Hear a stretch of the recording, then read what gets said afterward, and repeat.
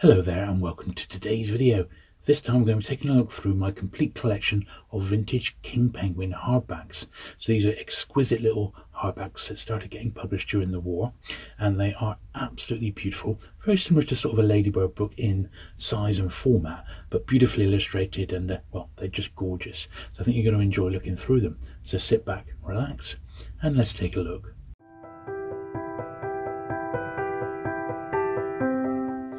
Okay then, so there's 76 in this series, and I've got the entire run to show you today, plus a couple of little variations and a little catalogue at the end as well for the series. Now, these are published by one of my all-time favourite publishers, which is Penguin Books there, and they are in hardback rather than paperback, and initially priced here at £1, and the initial covers are a little bit more reserved. They do get much more lavish as sort of time goes on. Now, it's taken me, well, it took me, I should say, about, well, best part of 2 decades to get the whole lot, and I tried to find them in as good a condition as I could at the time. A couple of them I think are going to be on my upgrade list eventually, but just yet I'm really just pleased to get the whole lot. So this is volume 1, published in 1939. The original King Penguin books were edited by Elizabeth Senior. She also worked for the British Library at the time, and as you can see, when you think when these were published, this is at the start of the war. Absolutely incredible, really, and a real testament to Penguin being able to actually produce such great books. Now, obviously I'm not going to be able to put any polish on these or anything, but like there was like some dirt in what they call the rails and the gutters there, which I've just brushed out. That is like a little fountain pen signature, and I'm not going to be able to do anything about that. And I just do that at the end there. And then the main area where these are going to be dirty is along the top edge here. So this is the area that's going to get the most attention. So what I'm going to do is do each book individually with the toothbrush here. And when I've got a few of them, I'm going to go over with the sort of the slightly bigger shoe brush. But delicately wise, getting into the top of the spines there, and I think that's already made quite a difference. The other edges should be not too bad, but I'm going to give them all a cursory once over. There's no other real marks on this one. I mean, it's got a bit of foxing, a bit of spotting there, and I'm not going to be able to do anything about that, sadly. That's just age. But there we are, that's the first one, the first of 76 to go through. Now this next one here I've got 2 copies of. It's a Book of Roses, and I'll have to have a look and see why I've got 2 copies. I believe from memory I might have 1 or 2 of these actually signed, but I can't remember for sure.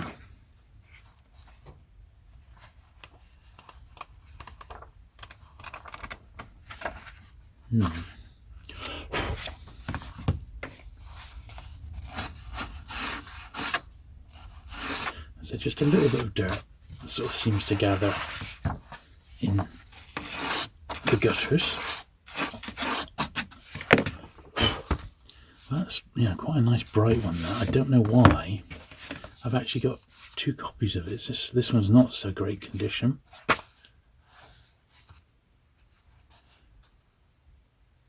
I think this might be, J. Ramsbottom was the author, and I think this is a signed one, to AJW, with kind regards. So I think the reason I've got this one is because this is one of the signed ones that I've got sort of in my collection. So once again, let's give the top edges a rub. And they are quite dusty, these, where they've been on the shelf all these years. I mean, they're 83 years old now, these early ones.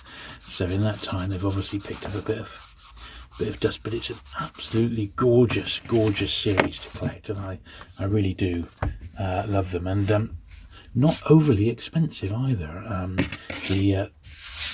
There is 1 or 2 that are going to set you back a little bit more than normal. Now this one, A Book of Ships, this is number 3. I am actually still after the hardback edition of this, because this is the sort of the sturdy softback version rather than the hardback. So that is one variation I am still after. That doesn't seem too bad. Once again, just do the sort of the inner rails.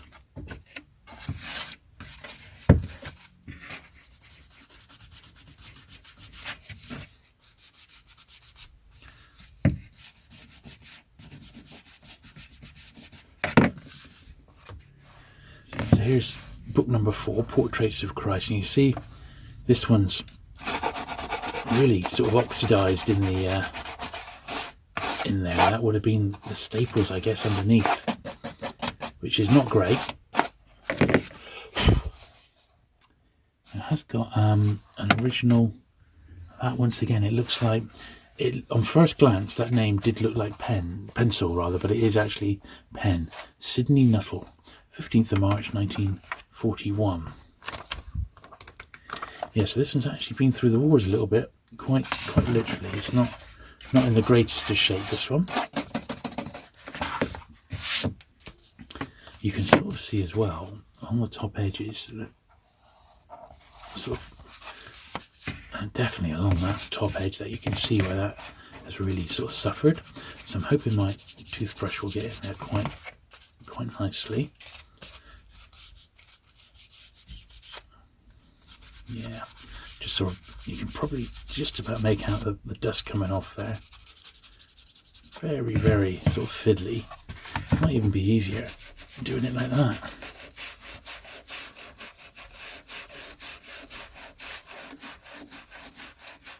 But you can see why I can't get the big shoe brush in like I ordinarily would, because it's just too fiddly a little area. But I mean, that has improved it a bit. I wouldn't say it's great by any means, but it looks as if possibly this particular one has had a little bit of damp at some point, and that's sort of affected it a little bit.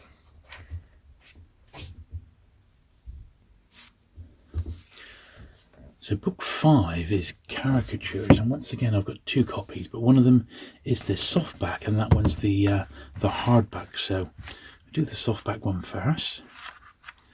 This would have been caricatures of famous sort of politicians and, well, dare I say it, celebrities of the time, sort of war leaders and what have you. This is 1940. Yeah, not a lot to do inside that one. As I said, when I was collecting these, I'd always try to get the best possible copies I could. And then the later editions, which are a little bit more expensive, they were published in dust wrapper, and I'm pretty sure if they were published in dust wrapper, they're the ones that I actually own, are the dust wrappered copies.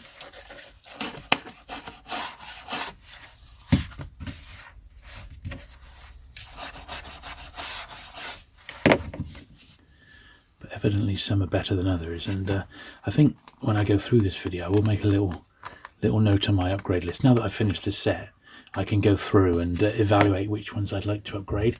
This is one I think I definitely will, along with the earlier one there, which just looking a little bit grubby compared to most of the collection. Quite how easy it would be to get a run of these together now, I don't know. Certainly some are harder to get than others.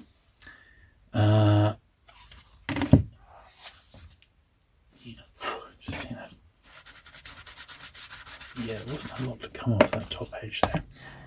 So this is number 6, a book of shells, Martin Duncan. Once again, got a name inside, but it's in fountain pen, which is very common back then. Now this, I can just see, now this has got a bit of loose binding there, so I think it'll probably be worth getting some glue in there. So I think we'll do that in just a moment. I'll get my glue out. And I'll do a bit of a running repair on that. The rest of it's okay, and it's not even got a lot of dust along the top there like some of these, but I will just run the old toothbrush along it, like so. But I believe it's going to be worth us getting some glue in that trench there. So let's get my Pritt stick here. I'm not going to go mad, but I am just going to put some just sort of along in there to keep that last page looking, well, get the book looking a bit better, really. So squidge it along this little edge here.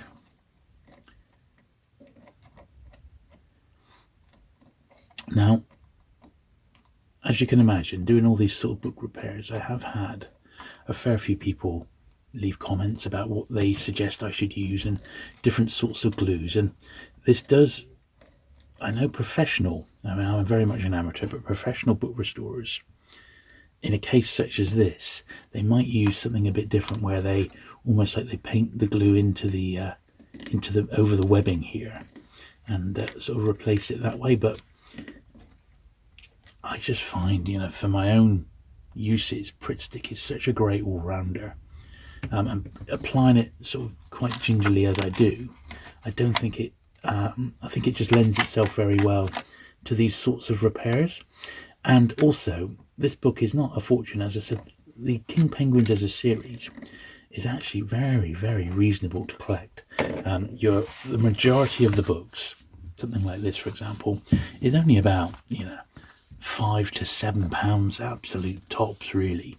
There are a handful which are a little bit more expensive, and I'll point those out as we go along. But on the whole, these are cheap books. The hardest part is finding them in nice condition more than anything, you know.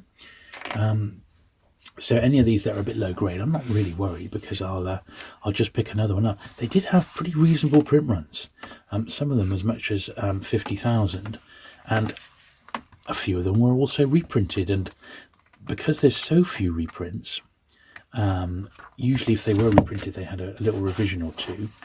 I might even try and track down the reprints as like another area to expand the collection. Certainly one of my all-time favourite Kings, which is the Bayou Tapestry, which we'll see quite soon. Actually, it's coming up. That one had, I think, 3 editions, and I think they're all worth getting, but the first did prove quite tough to find in nice nick.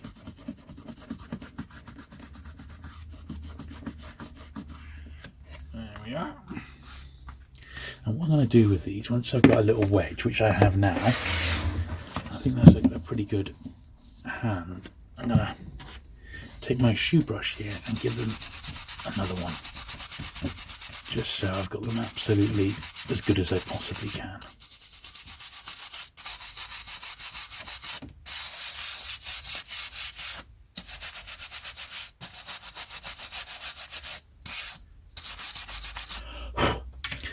I store all my King Penguins on my dedicated 1950s penguin bookcase, and it does look, I think they look absolutely gorgeous on it. Okay, cracking on there, we got Elizabethan Miniatures. This one was one of the ones that I got towards the end of my collection, so it was a little bit harder to find. Easy to get in reprint, but difficult in the first. Once again, quite a fascinating subject. Those little hand-painted little portraits there. Absolutely incredible. Very, very valuable and expensive thing to collect. Certainly not something I would ever attempt, but nice to look at.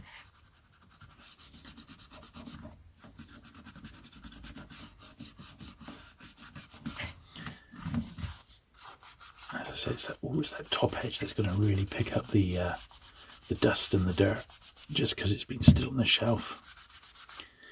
And when you go into a bookshop these days, you often find a little pile of King Penguins, but they're usually really, really hammered, you know.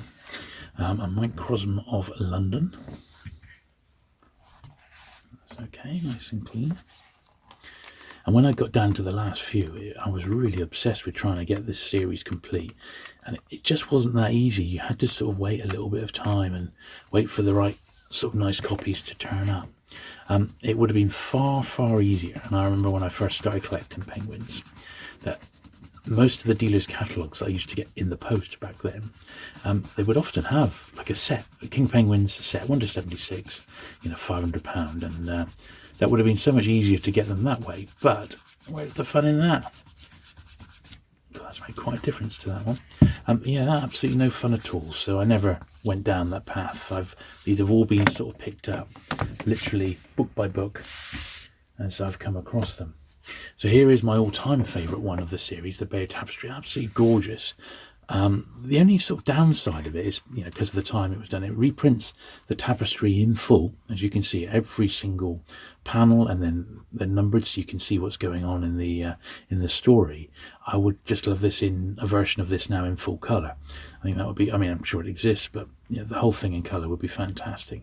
But there you are. It is really, really good. Now, this is the first one, 1945, and so there was 3 reprints to it, and they've all got slight revisions. But it's a tough one to find in nice condition, this, and it took me a while to get it, but in the end I've had several, but they've been even worse condition than this. But this was, I actually read a few when we were in lockdown. I actually read a few King Penguins from my collection, cover to cover. This was one of them. Another one we got coming up in a minute, which I'll show you, another favourite of mine. But this one, looking at the Bayou Tapestry, is really, really good. It's a great, great read. And as I said, because the whole tapestry's there in full, you can just see the whole lot start to finish. Number 11, Fishes of Britain's Rivers and Lakes. And a lot of the subjects that are covered in the King Penguins are sort of natural history and flora and fauna, bugs and things like that, and they are a great, great series to pick up. So I think you're just going to love it if you do start sort of collecting these. Oh, top page again. Must remember to do these as we go along. I'm going to give each little pocket the going over with the bigger brush at the end, but this is for a bit more exacting at the sort of top of the spine areas. And the books do get a bit more robust as we go along, but also a bit more valuable and collectible because the print runs weren't so great as the series ran on, so there's less copies around of the last handful of books. This is number 12 here.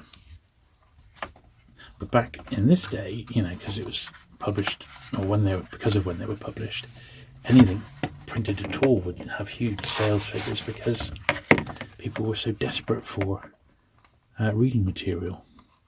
These are still sort of wartime issues.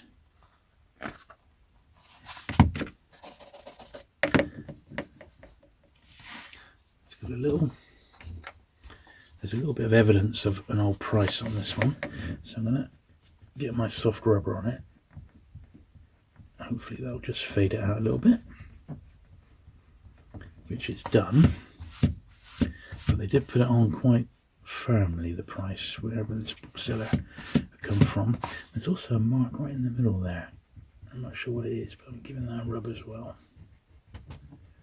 And that does actually seem to have got that black spot that was right in the middle.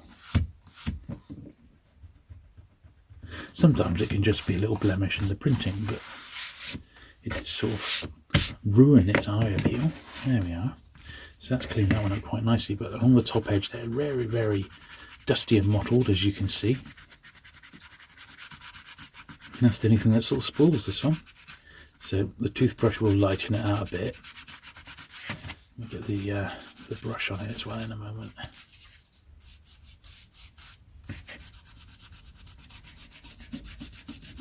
But it's really just making them as nice as possible, really. That's how they do look beautiful on the penguin shelf there. I'll pop in a photo if I can. It's the whole lot in one run. It just fits them perfectly, this old penguin bookcase. So yeah, they just look great. So this is number 13, Edible Fungi. And these are the sorts of books that, because they're quite specialist, they do have quite a following outside of people who collect the books. They're collecting them for the subject matter rather than, because it's like a penguin or a 40s hardback. They're only interested in them because it's of the subject matter. As I said, because there's only 76 of them, they do lend themselves very well to being collected. You think, oh yeah, I'll get all them. A book of Lilies. It's a bit more fragile, this one, not in such great condition.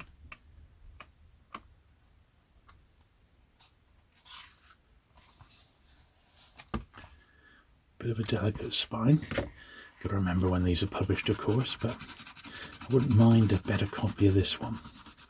So once again, when I edit this, I'm going to add it to my wants list, because this has got some damage at the top and bottom of the spine. It's almost chipping there, you could say.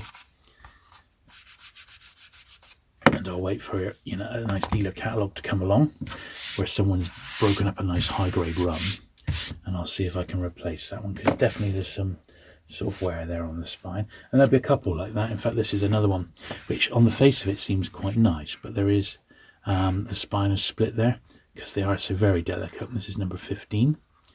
It's got a little 2 and 6 on the front. It's only been written on, so I'm going to see if it will come off. Yeah, it's a bookseller's. A bookseller has just popped that price on in pencil on the front cover. I would rather it wasn't there, so it's as original as it was printed. There we are. That's come off fine. But yeah, it has got a bit of a delicate spine, this one, so I don't want to go crazy. But this is another one, so both of these I'm going to put on as ones to upgrade if it comes my way, you know. Because they won't be much, as I said, and I can always sell on my my spare copies should I need to. And I think I'll give these the brush now.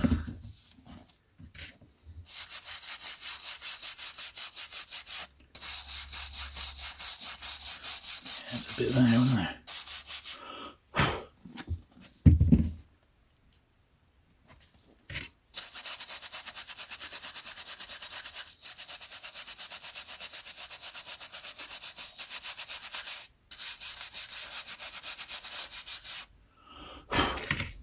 Yeah, beautiful books, but quite delicate, so you need to be sort of careful treating these. So next up we got Children as Artists.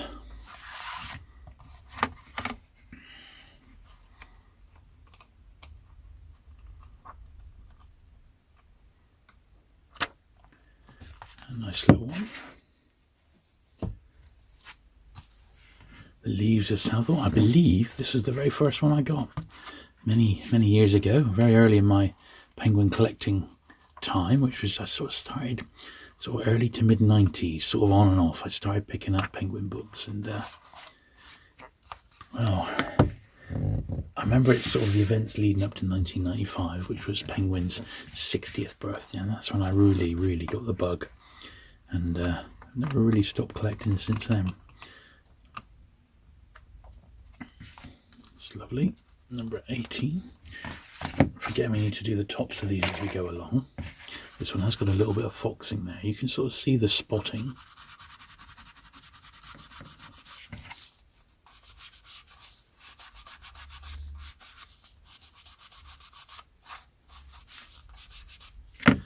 That's okay.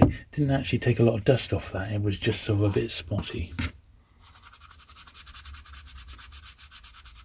Oh, I did see a little bit of dust come off. And this is like something like moths or butterflies. It's very specialist, and these are the sorts of books that you'll find people who just, as I said, don't collect king penguins per se. This will be the sorts of things that they'll be into. Garden birds. Another nice subject, this one. As you can see, the books are just gorgeous. Really fantastic for the time that they're printed. They weren't cheap. You know, a lot of these were a few shillings each, which was a lot more than a regular, say, fiction paperback. But I think they were books designed to be kept and collected as well.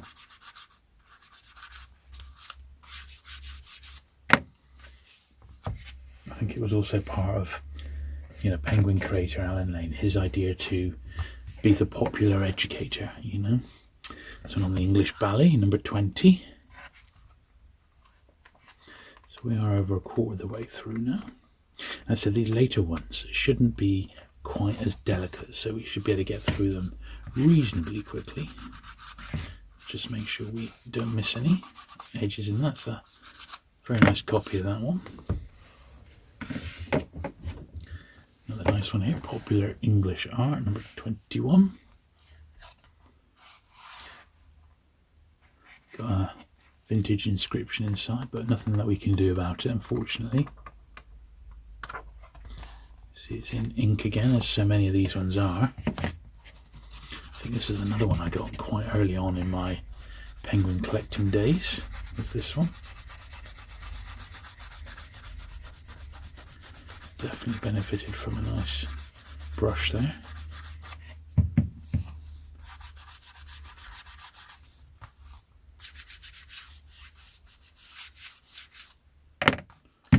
Okay.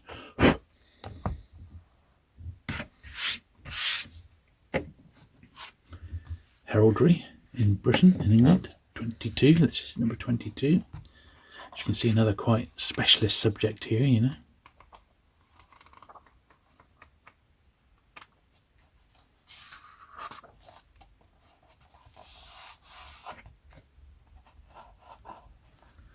Yeah, just a little bit of this damage along the, well, not damage, you can see the dirt along there.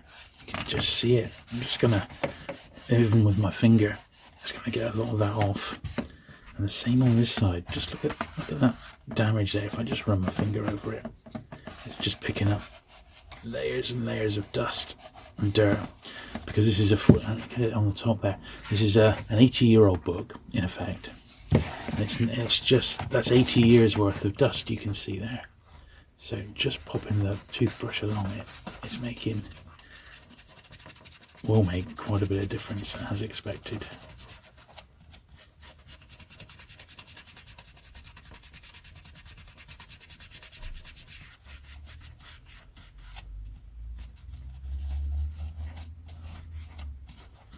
There we are, it's looking good, looking good. And I do love this series so much that I'm really enjoying giving them this treatment, because it's something I've been meaning to do for a long time, you know, literally for a few years. So fantastic to finally be around for it. This seems a nice bright copy here. Poisonous fungi. Oh, there's a little bookshop stamp at the top there. So let's get that. It's in a really, really awkward place. Darn it. Very, very fiddly spot to get to that.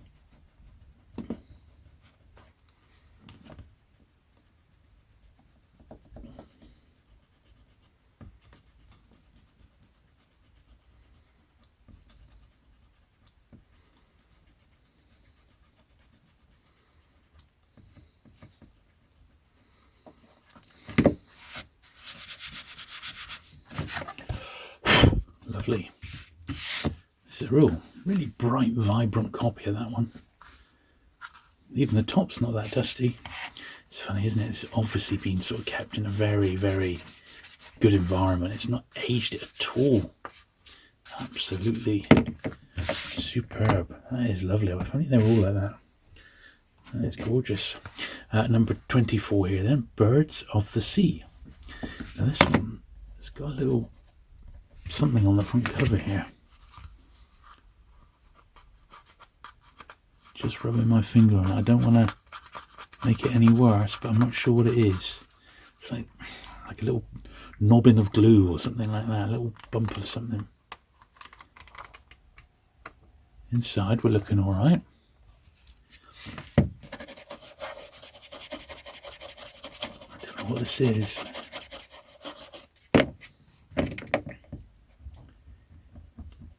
Just like some sort of dirt of some sort.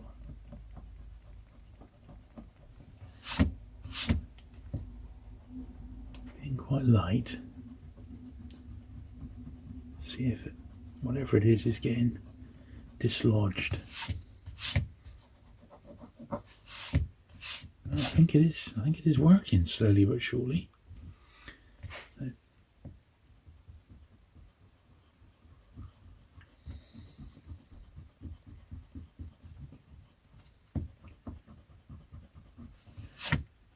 Really got no idea what it is. I think sometimes when I do these cleaning jobs, I think sometimes I need like a microscope to see. I have a feeling that's actually a little hole. And do you know what I think that is? I think like a little bit of someone's cigarette has maybe dropped on that historically when they were reading this book, and it's caused that little hole in the front. It hasn't gone all the way through, just like a little bit of surface. It was like a bit of ash or something went on there, which is a shame, but there you go. Very dusty along the top compared to that last one we saw, so hopefully this is going to lift it a little bit.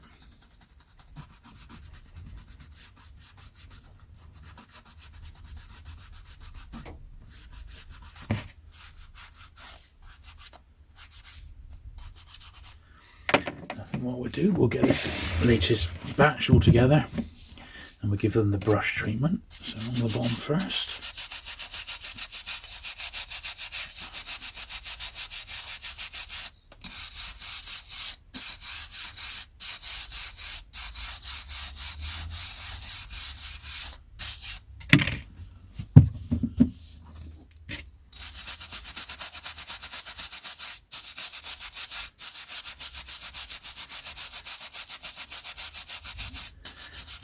Funny how this gets another sort of layer of the dirt. It gets into the little places that the toothbrush doesn't.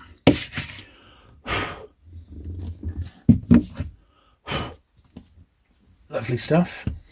Okay, so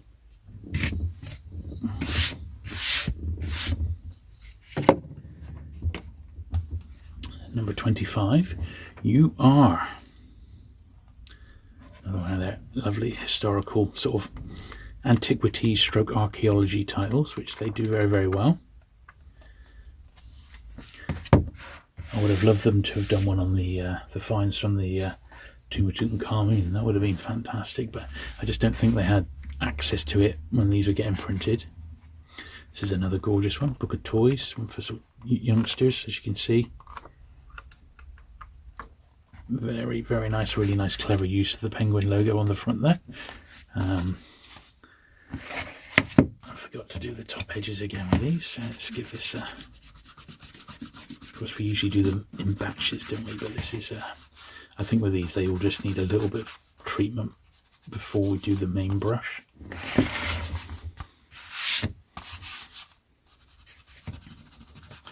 And if I was really, really sort of hardcore, I could individually put these in little plastic wrappers. But it would be an awful lot of work, and they don't really warrant it, in all honesty. But it would protect maybe the two sort of expensive ones that are in the range, which I'll show you in a while. They're not for a little bit yet.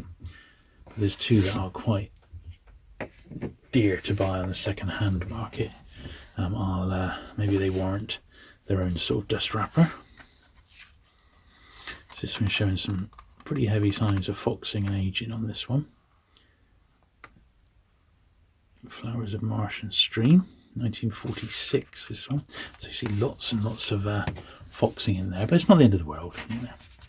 It's not so bad. The book itself is quite robust, so it's not making me think, oh, I've got to get another copy of it. So I think I'll just leave it as is for now.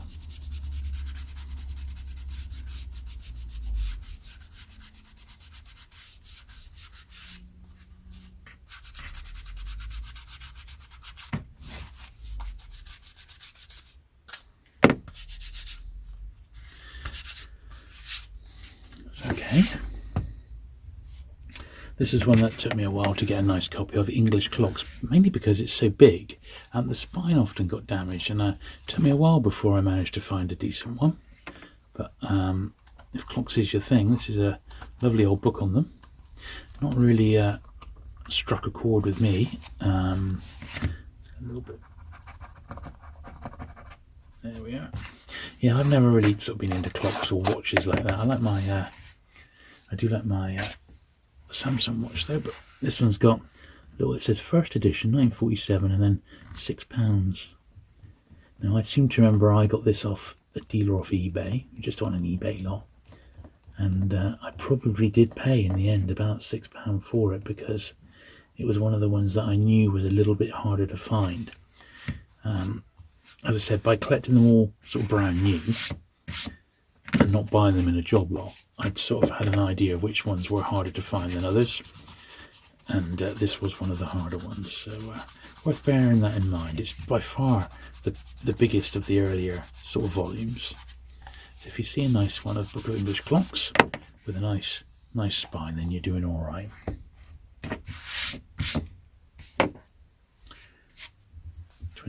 Flowers of the Woods.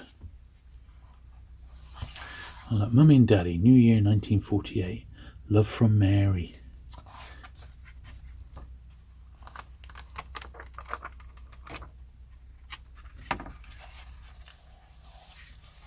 Once again, a little bit of foxing, but nothing too serious.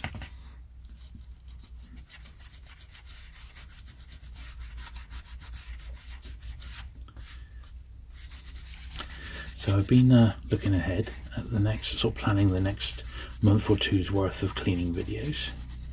And next week we're going to go back and do another batch of vintage pan books. And they're going to be the very earliest great pans. So they'll be quite interesting to see. Okay, so this is number 30, Wood Engravings by Thomas Bewick. This one's got a little insert, one of the engravings indeed. This is an exquisite book. I mean, gorgeous, absolutely gorgeous. Oh. I mean, these are just beautiful, aren't they? It's amazing that the series never really went beyond number 76, because they just, maybe it was just the titles that were being covered. Maybe if they just put a bit more of a more populist slant on some of these, they could have really done some great stuff, you know. It's such a shame it never carried on, but what we've got, I think, is lovely. English book illustration, another gorgeous one, 1800 to 1900. This is another one that I got towards the end of my run, so it's not the easiest one to find. As you can see, very, very nice, illustrated throughout. It's lovely, isn't it? Cool. I just had a real waft then when I was flicking through. The previous owner was obviously a smoker. It sort of smells, the book smells a little bit, and that's a shame because it's such a lovely, lovely copy. I mean, eventually that's sort of, you can sort of get rid of smells, but it's a tricky old process, you know. I could put this into a bag and put it in with some silica gel, and that sort of sucks out a lot of the sort of smells that could be in an old book like this. But I did just get a little waft of like cigar smell or something. So Christmas Carol, this was actually, I think this was either the last one I got or the next to last one that I got to finish the set. Quite a tough one to find, and collected by Dickens collectors as well. It's the full text of A Christmas Carol, and this is one of the ones that can go for easily £20 to £25. It is reprinted, so there's a couple of different editions of it, but this is the first. It took me ages to get a copy. This one in the end wasn't too bad, but I think I paid £10 or £12 for this one. It's got a bit of a stain along the top edge there. That's a bit of a shame, but so it's a toughie. It's one of the harder ones to find, but there is a reprint which you can always have as a filler. Often the reprints, because they came out a bit later, by that time the reprinted King Penguins had dust wrappers, and we'll see some with dust wrappers in a minute. And they do add another dimension to collecting these, and also do make it even slightly harder if you want them with a wrapper. This is number 33. So I said, most of my, in fact I think all my King Penguins that were published with a wrapper have got a wrapper with them, even if it's not a mint one. This is all right. It's again quite grubby along the top edge. This was very dusty. I actually saw some dust coming off there.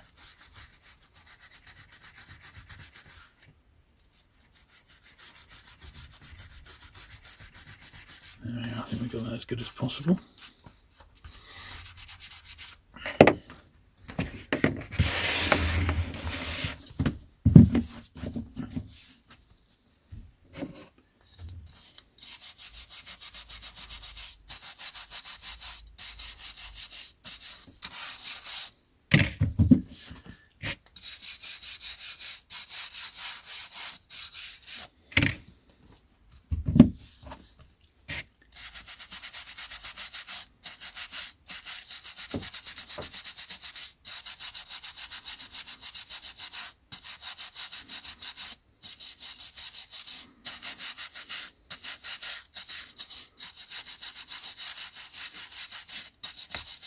Lovely.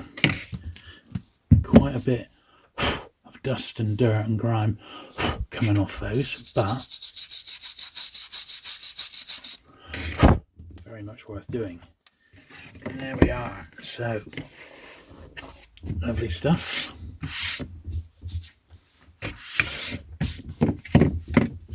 Next we got The English Tradition in Design, number 34. Another one which is quite a big one. I do like these early books on design. It's a fascinating subject. This isn't one of the better ones, but it's still, I love the subject matter. This isn't just, it's just not that great a one, but boy, look at that dust coming off it. Quite a bit off there, which is great to see. I'm really glad to be cleaning that up like that. Lovely. But yeah, I like books on old design. This isn't one of the better ones, sadly. Great fun one, but also quite fairly common, this one, but it's one that is collected by natural history people, and this is one on spiders. Not everyone's favourite subject. It's again a bit dusty on the top edge there.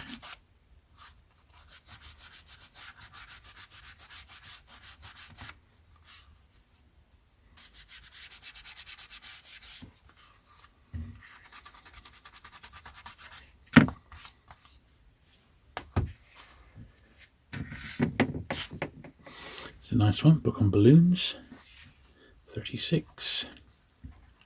Very nice on this.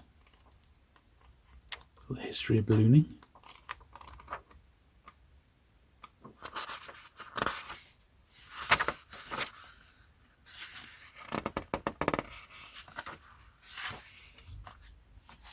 Lovely.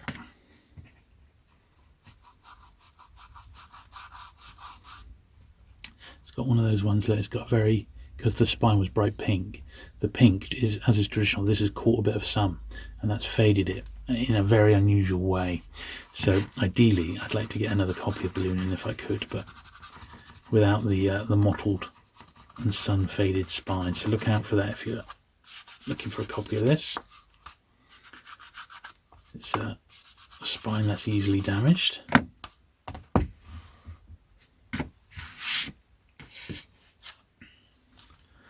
Wildflowers of the Chalk.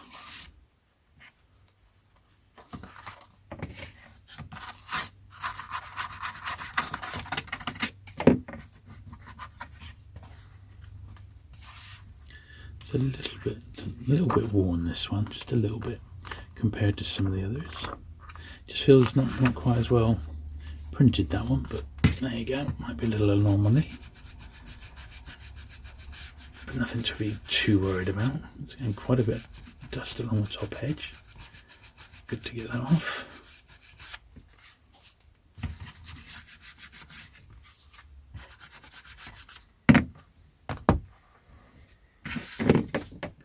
Compliments of the Season, number 38. A Christmas focused one.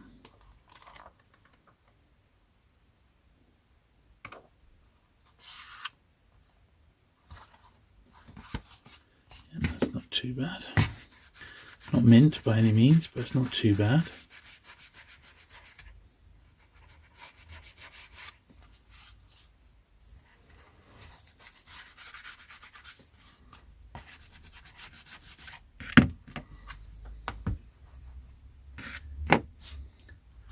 Woodcuts of Albrecht Dürer.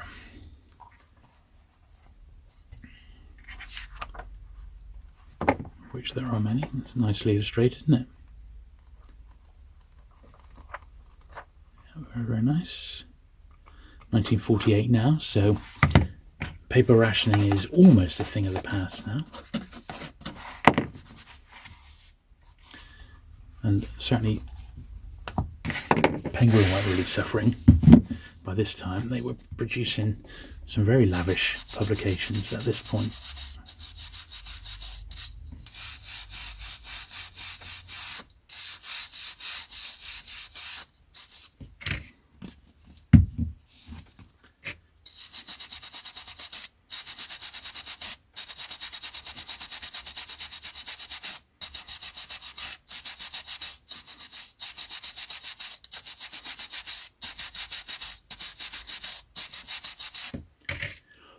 Lovely.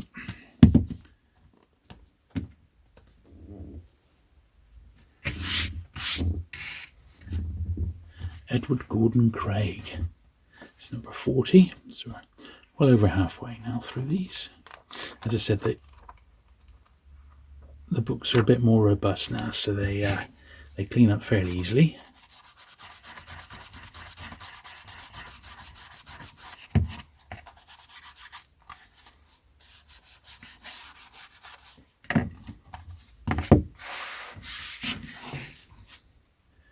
British Butterflies.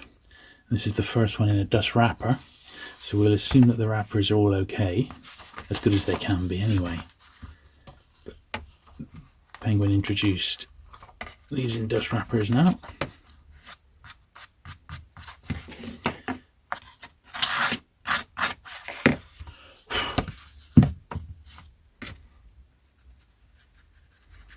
That would be nice and exacting with the toothbrush.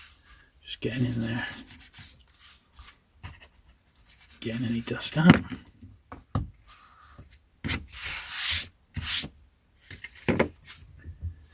British military uniforms. A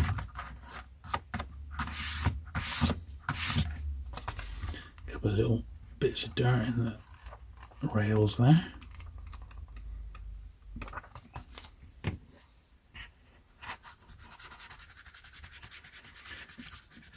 This is another one, I believe, that's collected by non-penguin collectors.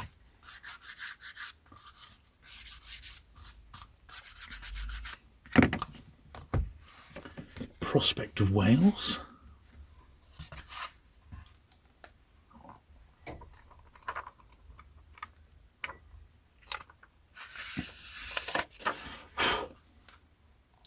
It's coming away a tiny bit there, but nothing really to do with that. I can't really fix anything on there. Very, very dirty top. Look at that. Incredible. Absolutely incredible.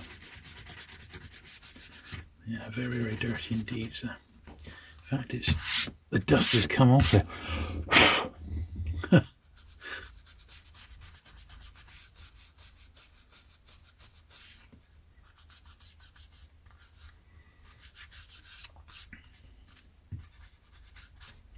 Lovely. So this was the second one I read during lockdown, Tulipomania. Absolutely fascinating. It's at a time when in Holland there was like tulips, and red tulip bulbs were sort of traded as like commodities, and some of them went for astonishing money.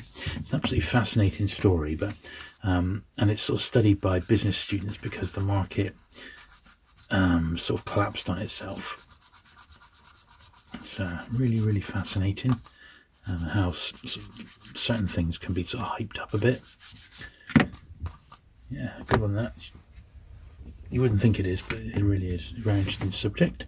45 here, Unknown Westminster Abbey. Another one that's tough to find without a faded spine, and mine has got that faded spine. It's deadly, the red faded spine. So I'll make a little note in my wants list for upgrades to find a copy of this one with an unfaded spine, along with a ballooning.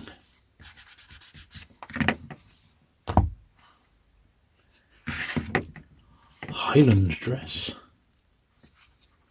Tartan covers there. This one's got a little leaflet inside showing some of the king penguins of the period, which is nice, isn't it? Some of the other ones in the range.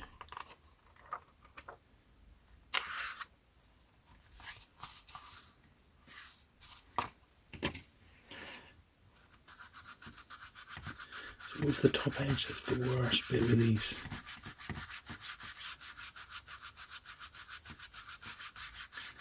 There we are. But it doesn't take much to clean them, does it? So, as I said, none of these can have the Mr. Sheen treatment. They're all matte covers, of course. Number 47 here, British Reptiles and Amphibia. I don't know where I got this one.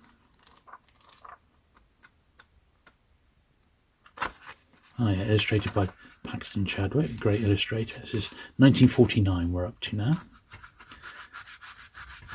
Still 73 years old.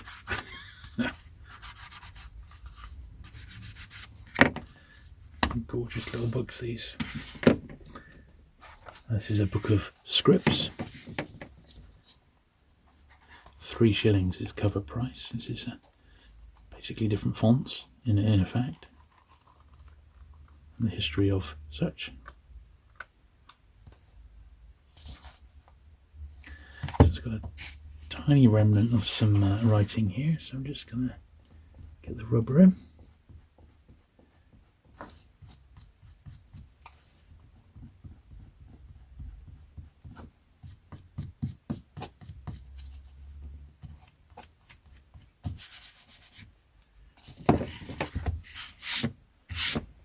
Lovely.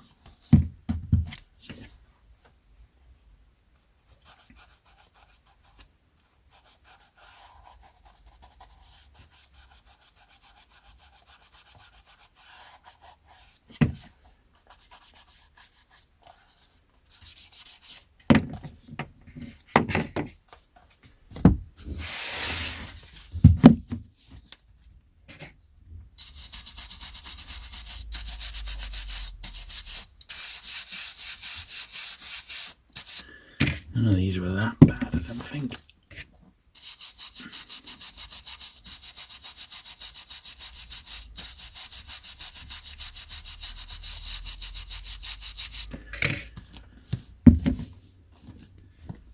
This is one of the slightly scarcer ones, British Beatles, number 49. I think it's just down to the subject matter more than anything, and it is like a bit sort of definitive on the subject, so there you go. If Beatles is your thing, that's the book for you. Don't mind the pop band, the Beatles, but I don't know about actual Beatles. This is number 50, popular in the USA.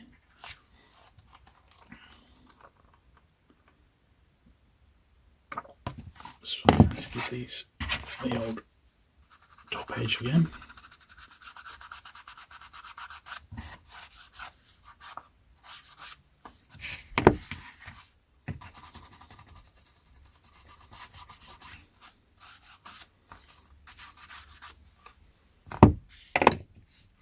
This is not the most expensive. Well, maybe it is. It's probably joint the most expensive.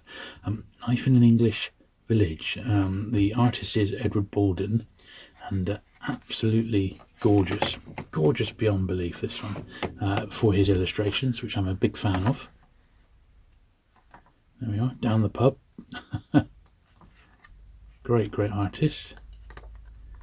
Now, my copy's got a £30 inside, and I believe, because I've never come across one of these in the wild, it was priced at 30 and I ended up getting it for about 25 because I had some discount, which I didn't think was a bad price in all fairness, because I generally see these go for 40 plus, this particular one. And it is one of my all-time favourite. It's my favourite King Penguin by a mile. It's my all-time favourite one. But the other one, which is expensive, which we'll see in a minute, Magic Books from Mexico, is, you can see why. It's just a gorgeous book. And this one, if you like Edward Baldwin and you're a fan of sort of that style of British artwork, there's a lot to like in that particular one. The Isle of Wight now.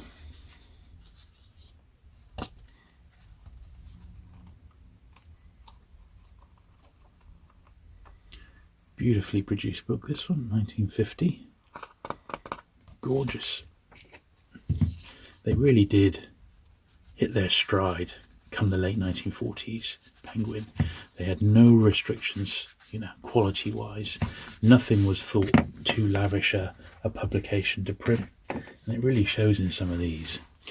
Flowers of the Meadow, another reasonably tricky one to find.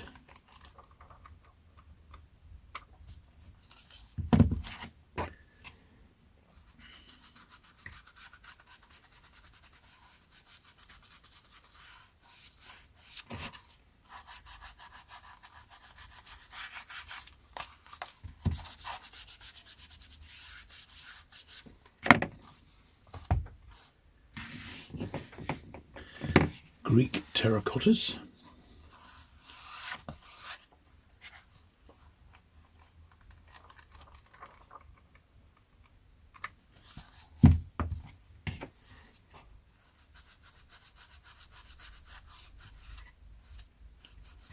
Yes, quite dusty.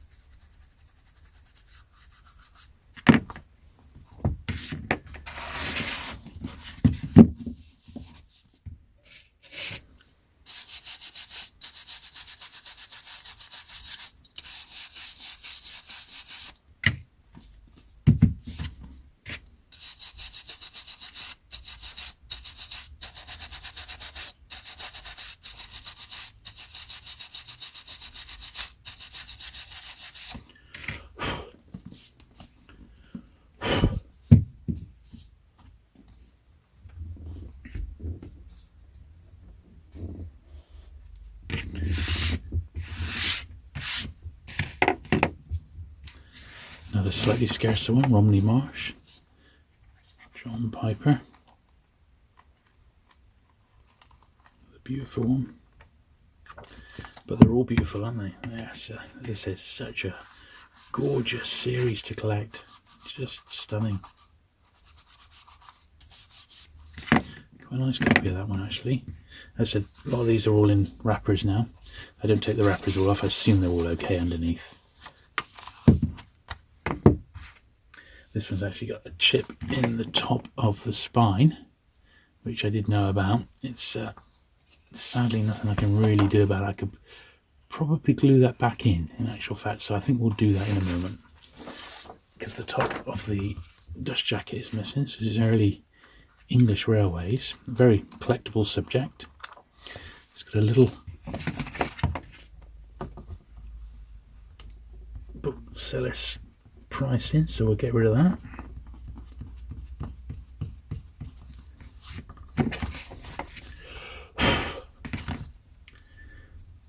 Not quite gone yet.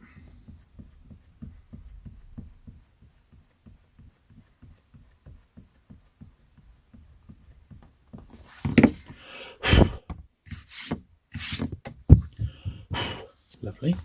And then we're going to need to get some glue in there.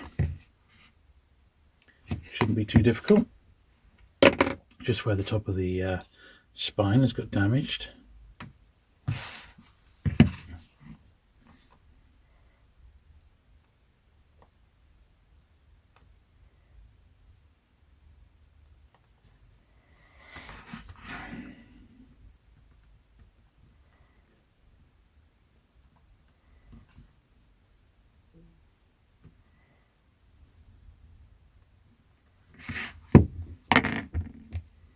But maybe a tiny bit too generous, a lot on there, but it's okay.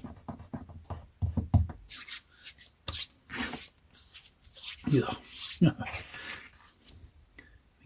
think it's done the trick. A little bit on the back there, I need to rub off now. There we are. Yeah, I think that's all right. It's come off okay.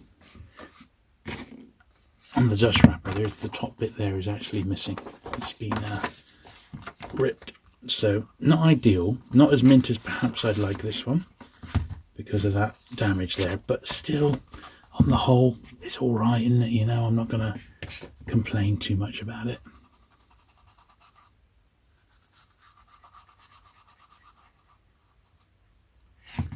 Tiny bit of glue coming on that side as well. There we are.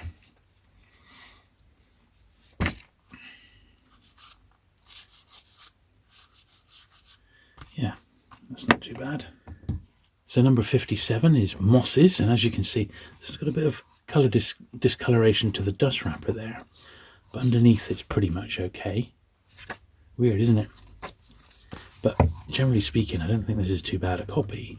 It's just got that little bit of slightly off colour. For whatever reason, it may be something that's quite common with this particular book. I don't know.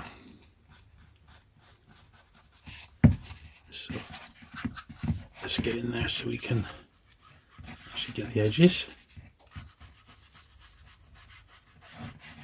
But I probably will put this one on my upgrade list because of that, because it's not quite right. It's obviously got some sunning or something along the way, which has ruined it slightly. This one is in a protective wrapper. They've done a very good job actually, but if I'm going to put it in a wrapper, I'm going to put it in one of my own. So let's see if we can slide it out easily. There we are. So, very nice condition underneath. This is another one of those ones that's sort of quite a collectible subject, believe it or not. It's got, I don't know what that is. It's probably a more modern bookseller's inventory. But we'll take it out anyway. And as I said, we're in the realm now. These last sort of 20 or so, with varying degrees, are all fairly difficult to find if you're putting a run together. None of them are impossible, don't get me wrong. You could go out and you could get every single one today if you were willing to pay the price. But finding them all in really nice condition at a price that's affordable is a bit harder. So yeah, as I said, they didn't do a bad job at all with putting this in a wrapper. But if I'm going to do it, I'm going to do it with the wrappers that I like to put on them. So I'm actually going to take this out of the wrapper. Little plastic sleeve that they popped it in. There we are. It wasn't bad, but you can see it's sort of aged a little bit. It wasn't the best quality sort of book wrap that you can get, and I would prefer to have the book displayed without the wrapper in my, without the protection in my collection for the time being. I said a couple of them I may end up putting in protection later on. Ackerman's Cambridge.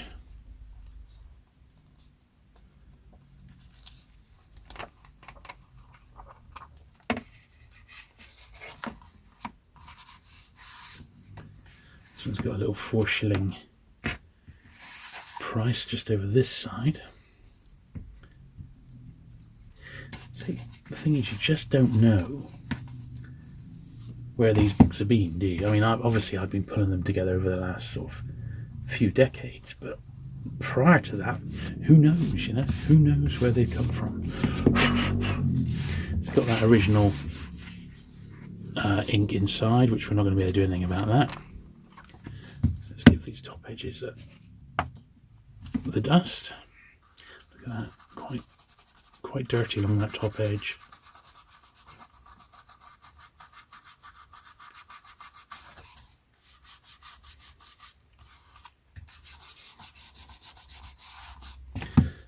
Remember if we did the ducks one as well, so we'll do that now.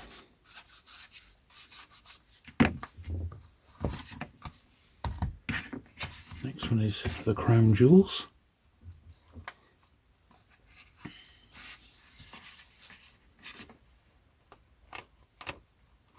So another subject that they would have published, and it would have been at this time, 1951, is the Festival of Britain. That would have made another fantastic King Penguin book, their own sort of record of the Festival of Britain. They did, Penguin themselves did have entries in the books that they got published to sort of, you know, that highlighted their design around the time of the Festival of Britain. But I'm surprised they didn't publish anything on it specifically, like a celebration of the festival or something that you could get at the festival.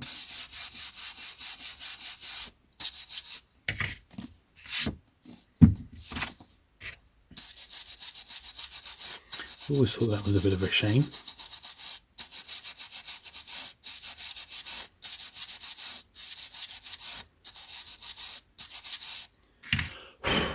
Lovely.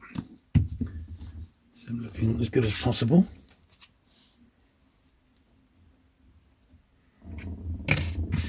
And here's another one which is in a wrapper, which we'll whip off. Let's check the book first.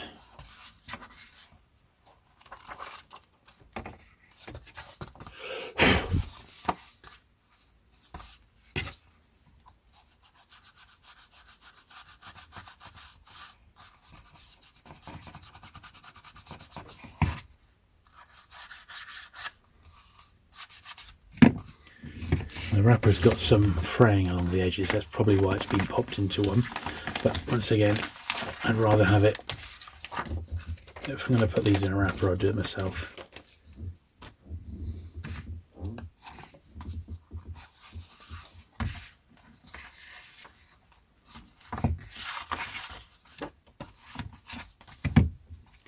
So yeah, a little bit of wear along the top there, but not the end of the world, you know, so it's okay. Medieval carvings in ex-cathedral. This was another one that I got very early on in my collecting career.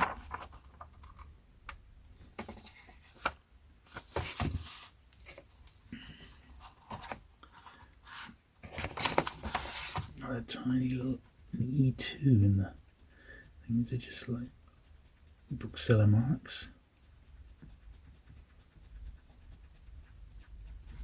There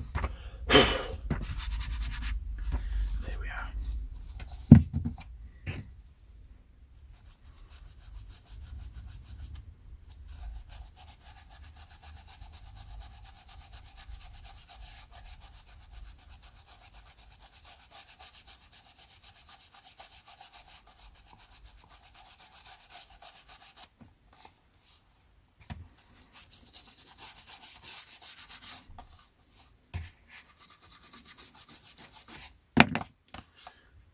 Lovely. Greek coins, a book of Greek coins. A gorgeous one this is. 4 and 6 this was, 4 shillings and 6pence.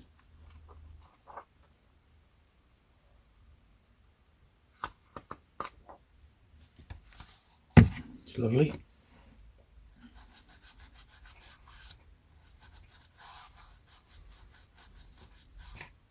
And a lot of the titles are very similar to what you would see published in Pelican books.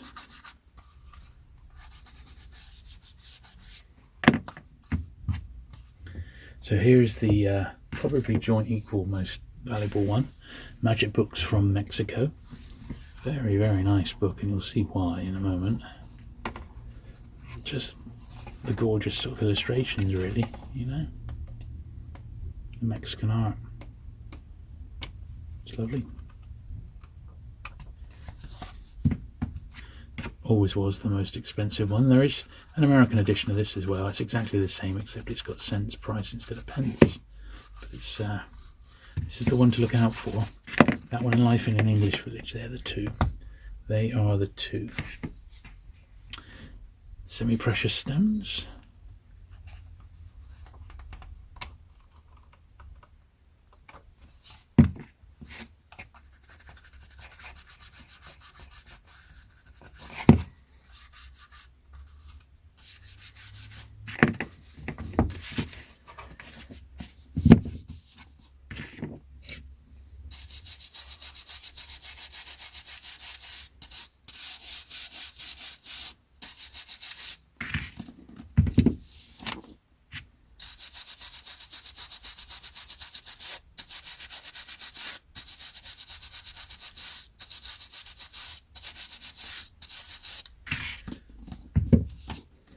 Lovely stuff. I'll sadly get into the last few now. Birds of Laplace, this is number 66. This is another one that's quite scarce. Easily £15 this one, if you come across it. Sometimes a bit more, but one to look out for.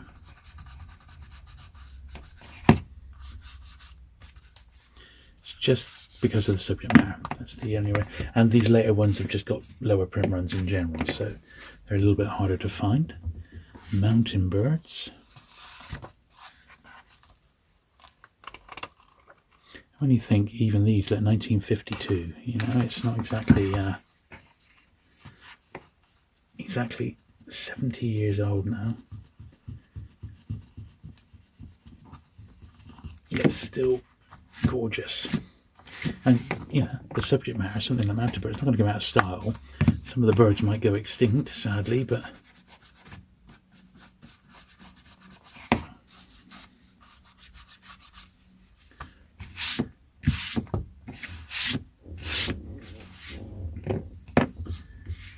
Staffordshire pottery, animals in Staffordshire pottery.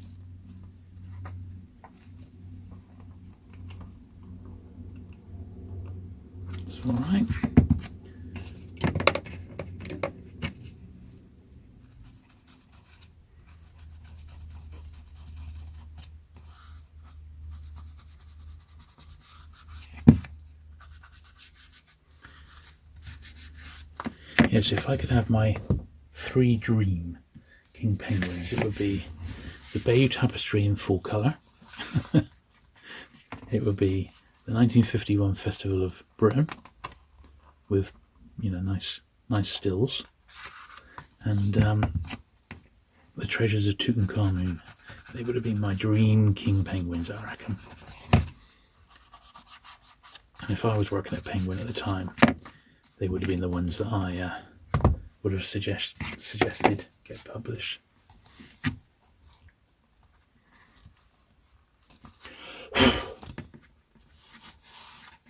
It's got a bit of spotting in, as you can see.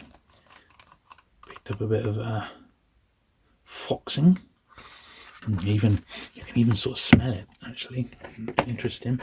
So this might be one I wouldn't mind getting a better copy of. It's not quite as new and fresh as I'd like compared to some of the other ones that we've seen.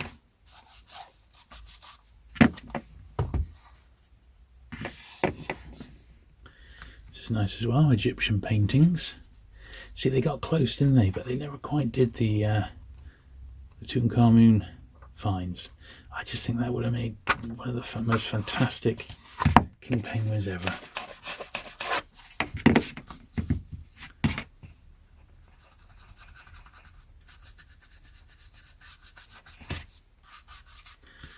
There is a book. Penguin did eventually cover the subject, I think it was about 1970 or 69, 70, when the Treasures came to the UK on tour. I seem to recall. And I've got that book, which is in a B format Penguin.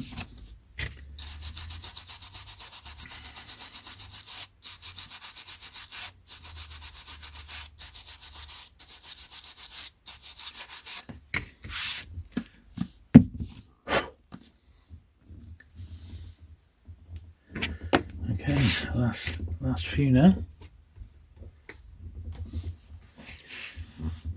Misericords, medieval life in English wood carving. Well, there's a niche subject if ever it was. Okay, a big thick one, this. Lots of plates inside.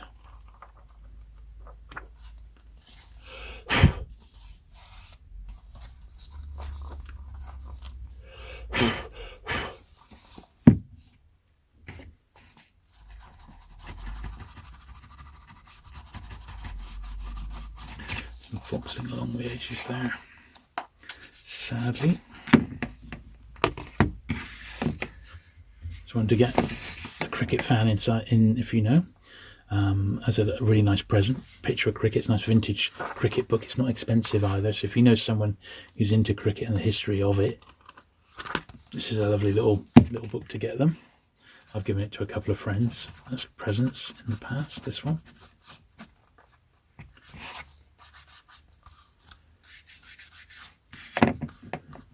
Very nice. Woodland birds. Interesting, all these have had a little bit of dirt in the rails. This one's got a little, looks like the 6 of the 603. Maybe that was when someone first picked it up, or it went into a bookshop's inventory. And I came along and grabbed it for my collection. So again, it's one of the more collectible subjects. This one, that's £15, £10 to £15 book, I would say. The cricketing one doesn't go for too much, about 8 to 10. Monumental brasses.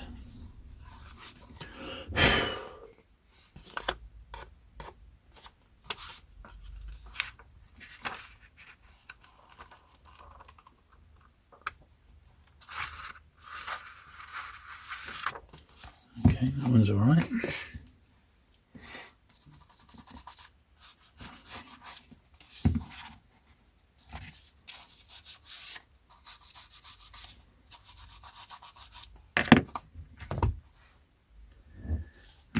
Last one in the series, 76, Sculpture of the Parthenon. And this is where the series was put to bed, sadly. Bit of a shame. But yeah, I hope you've enjoyed watching me give these a bit of a clean and a dust up. Not a lot you can do with these, of course. You can't polish the covers or anything. They're just too old and delicate for that, really, aren't they? But they are a lovely little series to collect, and if you're ever tempted to do it, it's a great possibility. Much more fun to collect them book by book rather than buying them in a set, but you do often see them advertised as sets, these. And the last thing I got to show you is this, which is a little catalogue from 1950 that they did on the King Penguins. Penguin were always happy to blow their own trumpets. This has got that bookmark that we saw in the other one, and it has a couple of a listing of all the books up to that point, and a little specimen page. Look at that. That's brilliant, isn't it? Absolutely gorgeous. And Penguin, they are just the masters of this sort of stuff. Absolutely brilliant, that little 72-year-old catalogue of all the books. So if you're going to get them, pick up that catalogue as well. It does turn up. So there you go. So I hope you have enjoyed looking through my King Penguin collection today. I've certainly enjoyed looking through them. It's been a couple of years since I've had them all out, and I'm really pleased that they're all nice and clean. If you have enjoyed it, do please give the video a thumbs up. Do please hit the subscribe button if you've not already for regular vintage book cleaning repair content. And I shall look forward to seeing you again very soon. Bye.